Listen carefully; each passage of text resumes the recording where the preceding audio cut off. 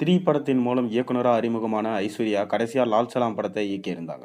விஷ்ணு விஷால், விக்ராந்த் உள்ளிட்டோர் லீட் ரோல்ல நடிச்ச இந்த படத்துல ரஜினிகாந்த் கெஸ்ட் ரோல்ல நடிச்சிருந்தார். ஏஆர் ரகுமான் இசையமைச்சிருந்தார். கிரிக்கெட்டையும் மதத்தையும் மையமா வச்சு உருவாகியிருந்த இந்த படம் படுதோல்வியை சந்திச்சது. இதனால ஐஸ்வர்யா கொஞ்சம் அப்செட்ல இருப்பதா சொல்லப்படுது. ரஜினிகாந்தோட மூத்த மகள் ஐஸ்வர்யா தனுஷை காதலித்து திருமணம் செய்து கொண்டாங்க. அவருடன் சேர்த்து வாழ்ந்த காலகட்டத்தில் 3 படத்தின் மூலம் இயக்குனராக அறிமுகமானாங்க. ஆனால் அந்த படம் போதிய வரவேற்பை பெறல. இதையடுத்து வைராஜாவை படத்தை இயக்குனாங்க. அந்த படமும் தோல்வியே சந்திச்சது. சூழல் எப்படி இருக்க, தனுஷுக்கும் ஐஸ்வர்யாவுக்கும் ஏற்பட்ட கருத்து வேறுபாடு காரணமா 2 பேரும் தற்போது பிரிந்து வாழ்ந்துட்டு வராங்க. இன்னும் சட்டப்பூர்வமா அவங்க பிரியவே இல்லை. இந்த சூழல்ல அவர் லால் சலாம் படத்தை தொடங்கினாங்க. லைக்கா நிறுவனம் தயாரிக்க ஏஆர் ரகுமான் இசையமைச்சிருந்தாரு. விஷ்ணு விஷால், விக்ராந்த் லீட் ரோல்ல நடிக்க, ரஜினிகாந்த் கெஸ்ட் ரோல்ல நடிச்சிருந்தார். அவர் மொய்தீன் பாய் என்ற கேரக்டரை ஏற்று நடிச்சிருந்தாரு.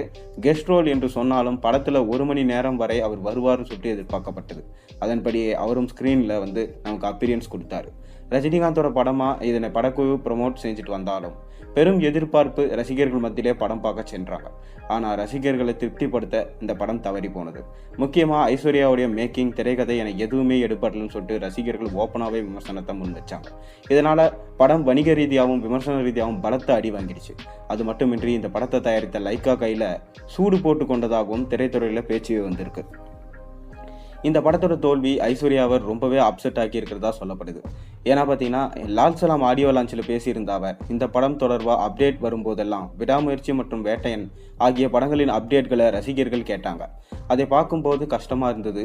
இப்போது சொல்கிறேன், இந்த படம் ரிலீஸ் ஆன பிறகு நானும் ரசிகர்களின் ஃபேவரட் லிஸ்ட்டை இருப்பேன்னு சொல்லிட்டு முழங்கியிருந்தார் ரஜினிகாந்த். ஆனால் தியேட்டரில் படத்துக்கு கிடைக்காத ரெஸ்பான்ஸை பார்த்து ஐஸ்வர்யா, ரஜினிகாந்த் ரொம்பவே அப்செட் ஆகிட்டாங்களாம். இருந்தாலும் அதனை வெளியே காட்டிக்கொள்ளவே இல்லை.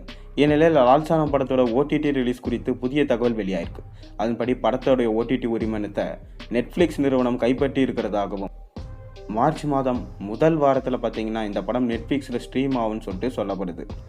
மேலும் இதை தவிர்த்து சூப்பர் ஸ்டாரோட அடுத்து வேட்டையன் படம் எப்படி பெர்ஃபார்மன்ஸை பண்ண போது, ரஜினிக்கு மீண்டும் சறுக்கலாக அமைஞ்சு போகுமா, பொறுத்திருந்து பார்ப்போம். உங்கள் கமெண்ட்ஸ் என்னன்றதை மறக்காமல் கீழே கமெண்ட் செக்ஷனில் பதிவிடுங்க.